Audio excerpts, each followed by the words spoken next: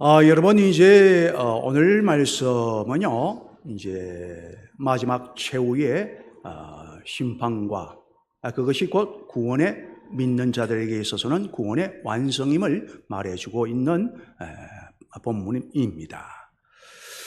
우리에게 이제 시대를 바라보며 각성하고 깨어 있으라고 하는 말씀이죠. 여러분 인류 역사 속에서 우리가 어떤 그 큰 어려움을 겪고요, 정말 하나님의 그 어려움 속에서 정말 하나님의 심판에 대한 경종을 알리는 큰 어려움, 바로 대참사가 수없이 반복되어져 왔음을 우리는 잘 알고 계십니다. 고대에 예를 들면 고대 로마 제국의 가장 부패한 또 가장 발전되면서도 가장 부패하였던 도시가 하면은 하나를 꼽으라 하면 폼페이죠. AD 79년에 베수비오 화산 폭발로 말미암아 단 하루 만에 영원히 그냥 땅속에 물속에 그녀 갇혀버린 그러한 바로 도시가 되어버렸습니다. 흔적도 없이 사라져 버렸던 것이죠.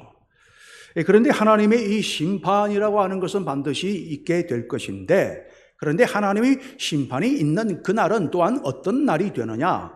우리 믿는 모두에게는 구원의 완성이 이루어지는 날이다라고 말씀하고 있는 것을 보게 됩니다.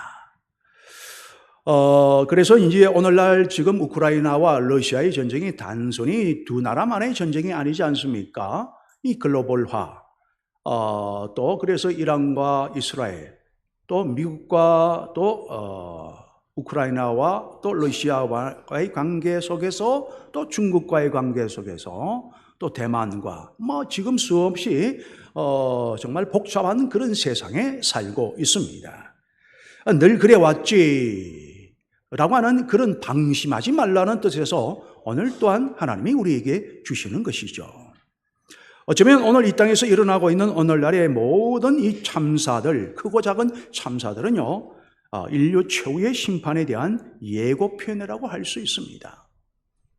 기후재앙도 지금 상상할 수 없는 일들이 많이 일어나고 있지 않습니까? 그 모든 것이 인간의 탐욕 때문에 그런 겁니다. 아담이 원죄로 말미암아 가시등불로 이 세상이 황폐되어져 버리죠. 환경의 오염과 환경의 기후재앙은 다 인간의 욕심 때문에 나타난 결과라고 보시면 되는 겁니다. 여러분 아시다시피 오늘날은 최첨단의 과학을 자랑하는 시대를 살고 있지 않습니까? 하지만 과학이 아무리 발달하였다 할지라도 오히려 참으로 상상할 수 없을 정도의 대형 사고들이 많이 일어나고 있다고 하는 것. 앞으로도 또 이런 일들은 더 많이, 더 자주, 더 큰 일들이 비일비재하게 일어나게 될 것이고, 그 가운데에 주님이 도적같이 마지막 나팔 소리와 함께 주님이 재림하시게 될 것이다 라고 하는 것이죠. 사실 이 모든 것은 우리가 누리고 있는 최첨단 과학 문명이요, 오히려 세상을 오히려 파괴시키고 있습니다. 이제 우리는 세상을 유토피아로 만든다. 그러나 오히려 그러한 인간의 그 지혜와 지식들이 세상을 파괴시키고 있는 거예요. 그래서 오늘날 우리가 겪고 있는 이 모든 어려움들은 주님이 우리에게 날이 다가오고 있다라고 하는 땡땡땡 경종을 울리고 있는 종소리와 마찬가지입니다. 이미 우리는 요한계시록 17장의 주제가 회개하지 않는 세상에 대한 종말과 심판이요, 신실한 그리스도인들에게는 구원의 완성과 천국임을 이미 들어서 아실 것입니다. 이것은 세상이 아무리 발버둥을 치고 모든 나라가 힘을 합세하여 하나님을 대항한다 할지라도, 우리가 이쯤이면 하나님이 어디에 있어?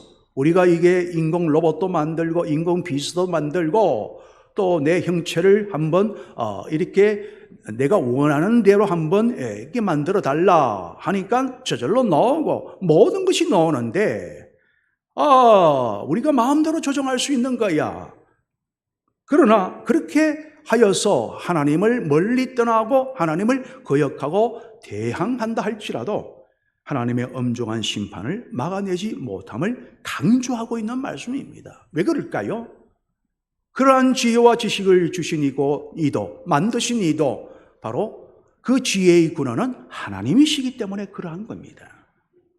여러분, 지난번 17장의 말씀을 전할 때에 심판의 종교를 간단하게 단 한 문장으로 우리가 하시는 말씀을 들라고 한다면은 여러분 어떤 말씀이겠습니까?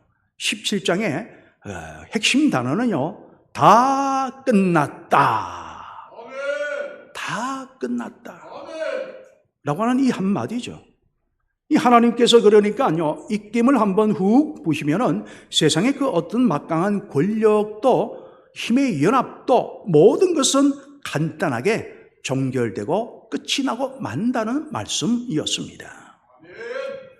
여러분, 오늘 이 요한계시록 18장의 말씀은요, 바로 이 최후의 심판의 특성, 그러한 다 끝남에 있어서의 최후의 심판의 특성이 어떠한가를 아주 간단 명료하게 정리해주고 있습니다.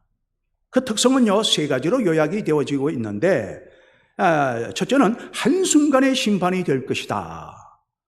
19절의 말씀을 보시면 티끌을 자기 머리에 뿌리고 울며 애통하며 외쳐 이르되 화 있도다 화 있도다 이 큰 성이요 바다에서 배 부리는 모든 자들이 너의 보배로운 상품으로 치부하였더니 그것이 한 시간에 망하였도다. 한순간에.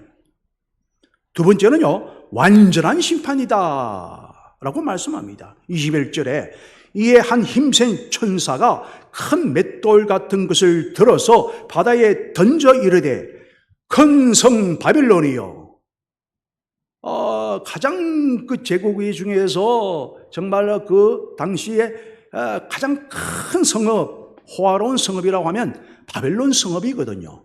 지금 또 이제 굉장히 다큐멘터리에서 그것을 다루고 있을 만큼 하늘 정원을 자랑하는 그 당시에 이 가장 큰 성 바벨론이 이같이 비참하게 던져져 결코 다시 보이지 아니하리라. 이 하나님이 심판하시면요, 다시는 회복되지 못한다, 다시는 일어서지 못하는 완전한 심판이다 라고 하는 걸 경고하고 있는 말씀인 겁니다. 그리고 셋째는요, 그 심판은요, 심판이 되어지는 것을 보니까 지금까지 쌓아 올려던 모든 것들이, 내가 자랑하던 모든 것들이 한순간에 허무함을 느끼게 되는 심판이 될 것이다 라고 말씀하고 있는 겁니다. 22절부터 24절까지 말씀에 나오고 있는 말씀처럼요, 소위 말해서 인간의 전성시대, 나의 전성시대, 즉 인간의 모든 전성시대가 이제 나의 전성시대는 끝이 없어, 영원할 것만 같아 라고 생각하던 그 모든 것들이 허망하게 한 먼지처럼 등불이 훅 하는 바람에 한순간에 꺼지는 것처럼 바로 모든 것이 허무하게 끝이 나고 만다라고 하는 것. 이 솔로몬이 아무리 명예를 가지고 지혜를 가지고 똑똑하고 소문나고 많은 이들이 그의 지혜의 소리를 듣고자 왔으나, 그러나 주님이 한번 손을 대시니 그가 결국 말씀 고백하기를 어떻게 고백하며 말로를 보내었습니까? 헛되고 헛되고 헛되고 헛되다. 헛되다는 말이 무려 8번이나 나오고 있습니다. 지혜가 있습니다. 온갖 명예 다 가졌습니다. 부란 건 부라를 다 누리고 있습니다. 권력이 있습니다. 그러나 건강도 잃고 모든 것을 돌아보니 헛된 것밖에 없다. 허무한 심판.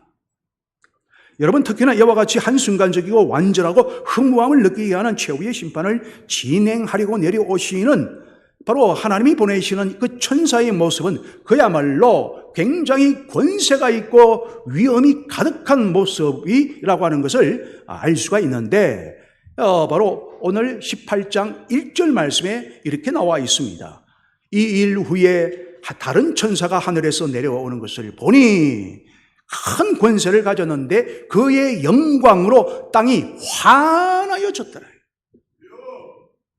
온 세상은 어둠으로 가득 차 있고 어둠의 권세들이 인간의 지혜와 지식과 탐욕의 권력이 부패된 권력들이 모두가 세상을 지배하고 사단이 지배하여 영원할 것만 같았는데 이 어둠의 권세가 온 천지의 밝은 것을 가리워 버렸는데 그런데 천사가 내려와서 한번 쫙 그 권세를 펼치니 세상이 환하여지더라라고 하는 말씀인 것입니다. 여러분 이러한 영광이 얼마나 찬란하게 빛나는지요. 땅이 환해질 정도라고 하는 것, 이것은 마치 예수님께서 탄생하시던 날 밤에 천사가 등장할 때의 광경과 똑같은 모습이지 않습니까? 누가복음 2장 9절로 주의 사자가 곁에 서고 주의 영광이 그들을 두루 비침에 크게 무서워하는지라. 더 큰 두려움의 대상이 오신다라고 하는 말씀인 것이죠. 이처럼 최후의 심판은요, 세상에게는 종말을 의미하지만은 그러나 하나님의 백성에게는 새로운 미래를 가져다 주는 축복의 메시지, 즉 구원의 완성, 즉 세상은 어두움으로 떨어지고 하나님의 백성에게는 환하게 빛나는 새로운 세상으로 이끌어 주시는 그런 구원의 완성이 이루어진다고 하는 것을 말씀해 주고 있는 겁니다. 그래서 하늘의 천사는요, 하나님만 경외하는 성도들을 세상 심판으로부터 보호해 주시기 위해서 큰 음성으로 외칩니다. 오늘 예배를 드리며 사모하며 부족함에도 불구하고 주여 나를 용서하소서, 나의 연약함을 용서하소서, 나는 남들보다 뛰어남이 아니라 부족합니다마는 나를 이곳에 보내셔서 예배드리게 하시는 주여라고 부르짖으며 믿음으로 외치는 자에게 바로 보호해 주시고자 큰 음성으로 말하기를 4절로 말씀해 또 내가 들으니 하늘로부터 다른 음성이 나서 이르되 내 백성아 거기서 나오라. 그의 죄에 참여하지 말고 그가 받을 재앙들을 받지 말라. 바로 하나님이 오늘 우리에게 선포하여 오늘 또 우리로 각성시켜 주시고 깨닫게 하여 주시고 내가 너를 보호해 주겠다, 이끌어 주겠다. 소돔성과 고모라성에서 롯을 그 어둠의 지경에서 생각하사 아브라함을 생각하사 그를 건져내셨듯이 예수님의 중보기도로 천사로 통하여서 음성을 통하여서 우리를 그 지경에서 지금 건져내려고 하고 계시는데 이 음성을 듣기를 모두가 믿음으로 아멘하기를 원하고 계시다라고 하는 말씀입니다. 그러므로 최후의 말씀 때에 심판 때에요, 세상의 심판과 멸망으로 떨어지지만 세상은 신실한 성도인 우리 모두는 그것으로부터 탈출하는 것이죠. 왜냐? 우리는 오직 예수 그리스도의 십자가의 보혈의 은총으로 심판에서 구원으로 옮겨진 사망에서 생명으로 옮겨진 자들이기 때문에 그런 겁니다. 그래도 우리는 때로는 미혹되어서 점점 어두움으로 이 회색지대로 가고 좀 더 어둡게 되어지는 현상을 우리는 스스로 발견하게 되어지도록 하기 위해서, 그래서 빨리 밝은 세상 주님의 말씀 속으로 하나님의 자녀답게 하나님의 자녀 의식을 가지고 살도록 하기 위하도록 그렇게 우리에게 말씀하고 계신 것이죠.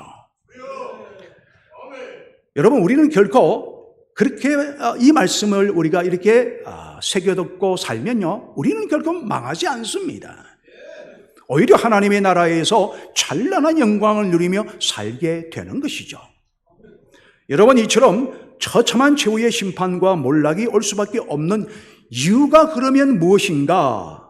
세상의 인간의 죄로 인하여서 오늘 말씀에 전적인 부패, 전적인 타락 때문이다라고 말씀합니다.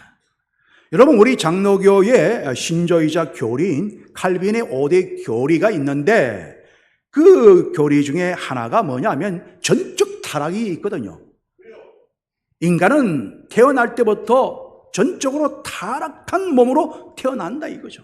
아담의 원죄로 인해서. 그래서 불가항력적인 은혜가 필요하다. 전적인 주님의 은혜가 필요하다고 하는 겁니다. 그래서 스스로 하나님을 찾을 수가 없고 믿을 수가 없다.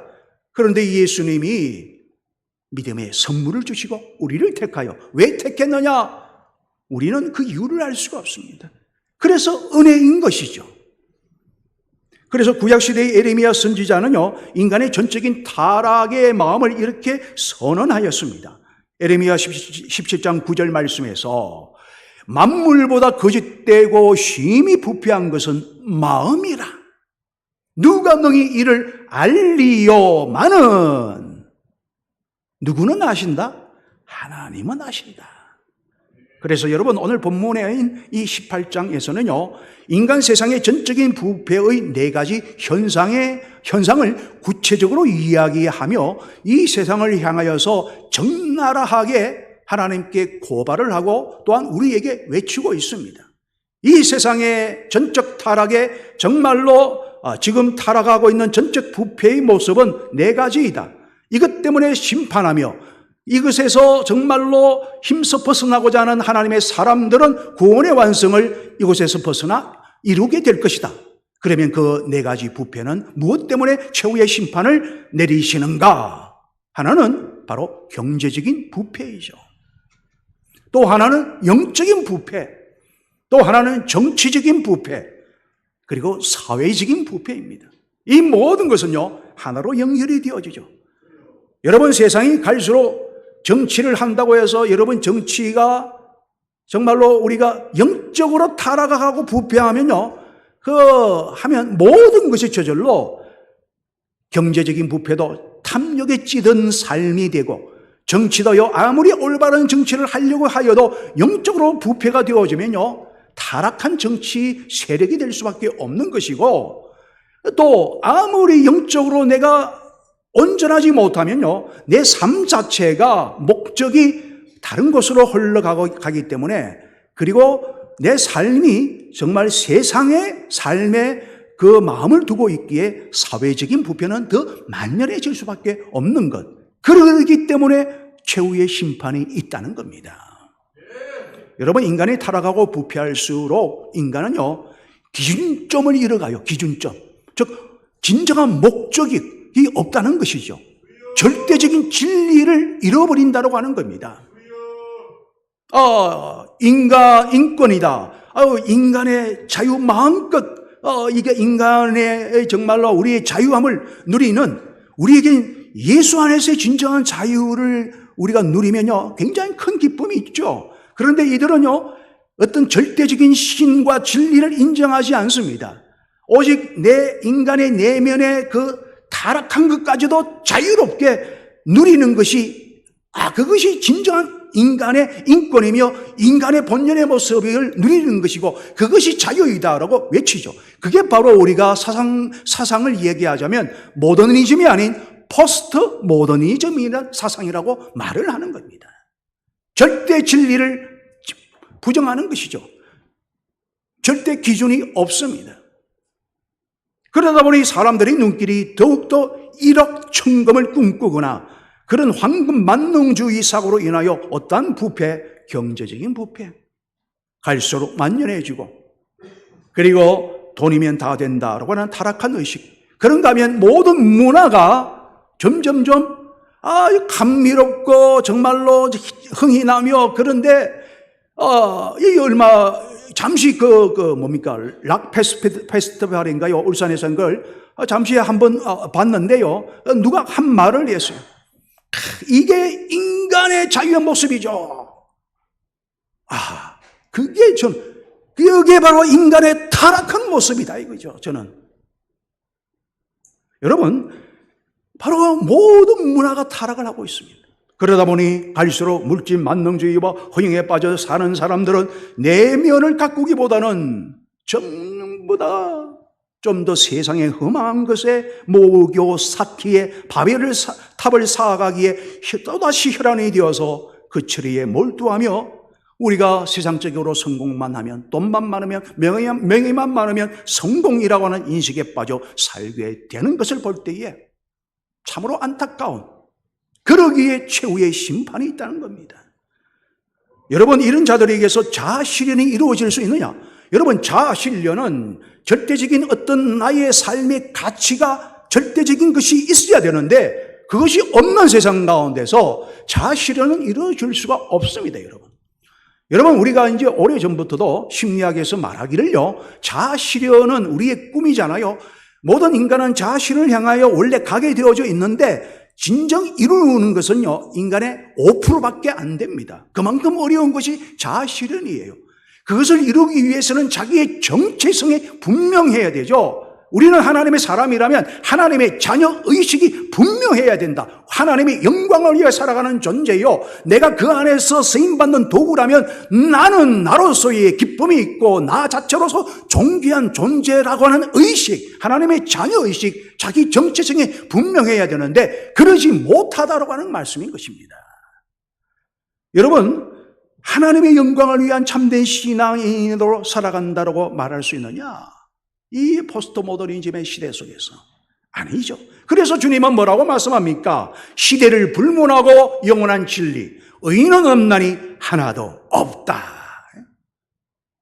내가 다 이룬 것 같아도 이룬 게 아닙니다. 그럼에도 불구하고 사람들은 만족할 줄을 모르죠. 만족을 모른다고 하는 것은요, 내가 아직까지도 정말로 하나님 중심적인 온전한 구원의 완성이 이루지 못했다는 것을 말씀하고 있는 겁니다.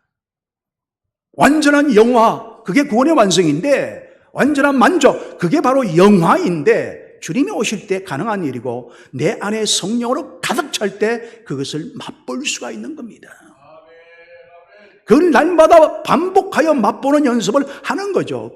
그러면서 우리는 천국이 어떠함을 알고 그것을 더 소망을 가지고 가까이 더 주님 말씀에 가까이 순종하며 나아가는 인생이 되는 거예요. 그것을 날마다 연습하라. 경건의 훈련을 하라. 그래서 미가서 6장 14절에서 하나님은 이렇게 예언하셨습니다. 만족하지 못하는 인간들을 향하여 너가 먹어도 배부르지 못하고 항상 속이 빌 것이며 너가 감추어도 보존되지 못하겠고, 야, 내가 어디 감추어놓고 차곡차곡 쌓아놨는데 누가 이것을 가져가고 없이 하리요. 그런데 보존된 것은 내가 칼에 붙일 것이라. 다 걷어내고 없애버리겠다는 것이죠. 뿐만 아니라 빌립보서 3장 19절의 말씀은 마치 큰 돌로 우리를 한 방 푹 후려치듯이 아주 강한 말씀으로 경고를 하고 있습니다. 그들의 마침은 멸망이요 그들의 신은 배요 그의 영광은 그들의 부끄러움에 있고 땅의 일을 생각하는 자라. 땅의 일을 생각하는 자, 그건 세상의 최후의 심판의 대상이요 하늘을 바라보며 사는 자, 우리의 시민권은 하늘에 있으니 그런 자는 구원의 완성을 이루는 자가 되는 겁니다. 그런데 정말 안타까운 것은 이처럼 전적으로 부패하고 타락한 인간들이 돌아오기를 원하셔서 그들을 향한 최후 종말 심판에 대한 말씀을 들려주심에도 불구하고 오늘 이 말씀을 들려주시는 이유가 뭡니까? 우리가 그날이 가까움을 볼수록 우리에게 더욱더 이러한 시대 속에서 각자의 최후의 심판의 시간, 그리고 온 인류의 마지막 하나님의 시간에 그 최후의 심판의 시간, 구원의 완성의 시간, 각자의 심판이 있기 전 돌아오기를 원하셔서 오늘 또 이 말씀을 전해주고 있는 겁니다. 그럼에도 불구하고 양심은 여러분 감각이 없는 무감각한 마음, 오로지 땅의 일에만 생각에 잠겨 있다라고 하는 것이죠. 여러분, 세상은 죄로 부패하면 할수록요 그에 비례하여 우리의 이 심판에 대해서도 더 무감각해질 수밖에 없다고 하는 겁니다. 왜? 양심은 더 굳어지기 때문에 그런 거예요. 그렇다면 이 시대를 살아가고 있는 전 세계인의 관심사는 무엇입니까? 어제나 오늘이나 변함없는 것은 역시 필요한 것도 돈이지만은 물질입니다. 물질. 그것 때문에 넘어지고 그것 때문에 승리하고 그런 거예요. 오늘도 저와 여러분은 날마다 이것 때문에 싸우고 있습니다, 여러분. 여러분, 돈은 반드시 필요하죠. 저도 필요한 겁니다. 정말 필요해서 아직 사지 못하는 것도 많아요. 그죠? 여러분도 뭐 더하면 더한 분도 더 많이 계시죠. 그러나 이러한 것 때문에 세상은 갈수록 사람을 상품화한다는 거죠. 사람을 비인격적으로 대우하기를 시작하고 그것을 정말 비굴함을 느끼면서도 그렇게 살아간다는 거죠. 어쩔 수 없이. 그리고 사람을 노예화시키는 겁니다. 종속화시킨 겁니다. 인간을 상품화합니다. 하나님은 세상의 이런 부패와 타락을 더 이상 묵인하거나 방관하실 수가 없어서 세상을 완전히 심판하고 정리하시는데 그 심판의 철저함을 이렇게 예언하고 있습니다. 그 내용의 말씀이 바로 오늘 본문 19절에서 23절까지의 말씀인데 19절에서 21절까지의 말씀만을 읽어드리면 티끌을 자기 머리에 뿌리고 울며 애통하며 이르되 화 있도다 화 있도다 이 큰 성이여 바다에서 배부리는 자들이 너의 보배로운 상품으로 취부하였더니 한 시간에 망하였도다. 하늘과 성도들과 사도들과 선지자들아 그로 말미암아 즐거워하라. 하나님이 너희를 위하여 그에게 심판을 행하셨음이라 하더라. 이에 한 힘센 천사가 큰 맷돌 같은 돌을 가지고 들여 바다에 던져 이르되 큰 섬 바벨론이요 이같이 비참하게 던져져 결코 다시는 보이지 아니하리로다. 확실한 심판이죠. 모든 향락의 문화가 끝이 남을 말씀하고 있고 그날에는 그 어떤 음성소리도 다시는 들리지 않게 심판하신다라고 하는 말씀이며 그러면서 심판의 천사는 더욱더 큰 소리로 20절로 이렇게 외칩니다. 좀 전에 말씀을 드린 하늘과 성도들아 사도들아 끊임없이 복음을 외치고 하나님께 돌아오라 외치는 선지자들아 사도들아 목자들아 그로 말미암아 즐거워하라. 하나님이 너희를 위하여 너희가 그렇게 고생하고 인내하며 연단받고 고난당하고 정말 예수로 인하여 핍박을 받는 너희를 위하여 그들에게 심판을 내가 행하셨음이니라. 우리에게 위로하고 계신 거예요. 우리에게는 구원의 완성, 새 하늘과 새 땅. 여러분 세상에서 그리스도인이 산다는 자체가요 얼마나 힘든지를 저도 잘 알고 있고 나보다 더 잘 아시는 분은 바로 우리 주님은 더 잘 알고 계시죠. 그래서 다가오는 최후의 심판의 핵심이 뭐냐? 주님께서 믿는 자들이 성결하게 오직 하나님 안에서 샬롬으로 살 수 있도록 하기 위하여 그런 환경 주변, 은혜의 환경이 되도록 만들어 주시려고 날마다 승리하는 인생이 되도록 하시기 위하여 더러운 세상을 청소하신다는 것이 바로 최후 심판의 핵심의 목적이다라고 하는 겁니다. 주 예수께서 예루살렘 성전을 정화하시며 상을 다 엎어버리셨듯이 믿는 자들을 위해 새로운 나라를 이루시고자 부패한 세상을 청소하시는 겁니다. 너희가 하나님의 성전인 것과 하나님의 성령이 너희 안에 거하시는 것을 알지 못하느냐? 바로 우리 안에 있는 내 작은 세상, 성령의 소욕과 육체의 소욕 안에서 내가 부패한 어둠의 세력이 가득하다. 그것을 청소시키기 위해서 그래서 우리 안에 성령으로 환하게 밝히고 권세 있는 자로 그래서 하늘의 천국의 기쁨으로 세상 속에서 살아 끝까지 그리하여 영화의 단계 구원의 완성의 승리자가 되도록 하기 위하여 하나님의 자녀다운 삶의 모습으로 주님의 면류관을 서기 위하여 바로 그렇게 하신다고 하는 말씀인 것이죠.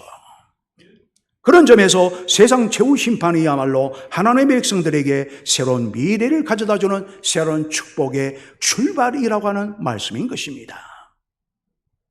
우리는 새로운 세상, 하나님이 새롭게 이루시는 새하늘과 새 땅에서 새로운 삶을 살게 됩니다. 왜냐? 우리는 하나님의 성전이기 때문에요. 그러므로 최후의 심판은 믿음의 사람들인 우리에겐 새로운 새 땅과 새로운 미래를 열어주시는 축복이 되는 겁니다. 그리고 이러한 새하늘과 새 땅의 그 찬란한 광경은